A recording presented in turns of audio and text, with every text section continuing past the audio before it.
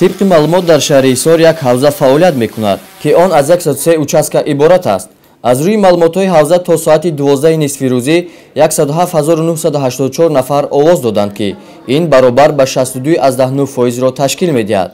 رفت انتخابات را در شهر حصار ناظران ملی و بین المللی نظارت میبرند.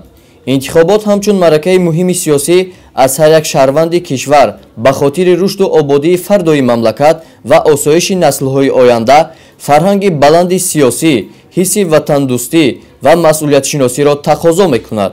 در участкаҳои انتخاباتی جماعت‌های دهاتی دوردست خانقاه کوهی، الماسی، دهقان‌آباد و دوربد شهر حصار که ما آنجا دیدن کردیم، معرکه سیاسی انتخابات متشکلانه جریان دارد.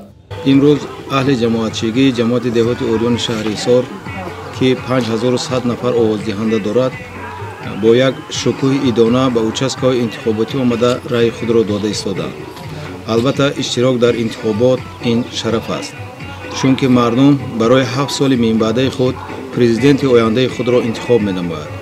البته این پیشروی‌ها گفتن‌های وطن عزیز ما از ثمره‌های استقلال و انتخاب پرزیدنت منشأ می‌گیرد. باید قید نمود که اشتراک در انتخابات که در مملکت دایر می‌گردد برای هر یک شهروند کشور که سنش به 18 رسیده است حتمی است. در همه участкаҳо صف انتخاب کنندگان تا رفت زیاد میشوند. آنها خوش و خرسندانه به محل آوازدهی وارد گشته با نوبت به نزد قوطی‌های آوازدهی آمده طرز شهروندی خود را ادا می‌نمایند. انتخابات ایده سیاسی است.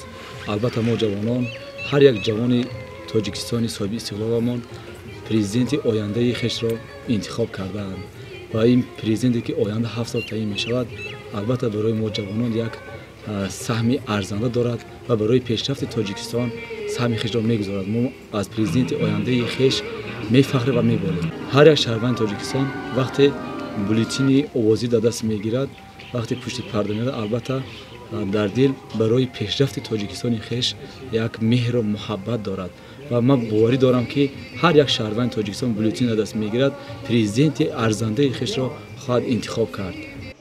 اشتراک در انتخابات پرزیدنت جمهوری تاجیکستان آزاد و حتمی است. همه شهروندان موافق قانونگذاری‌های عملکننده جمهوری تاجیکستان حق اشتراک در انتخابات را دارند.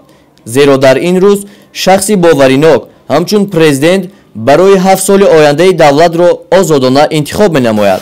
گزارش صاحبنور عبدالرسولов، خورشید علیمov، طاهیر سلیمانov از شهر حصار.